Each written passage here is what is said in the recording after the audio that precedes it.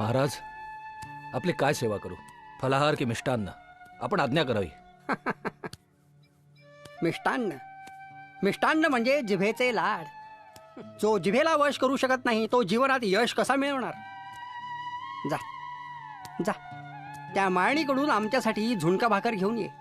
आमची शबरी आहे ती. जा. जशी आज्ञा महाराज. महाराज, बंकटलाल भाकरी आणतात. मी तुंबा भरून पाणी घेऊन येतो.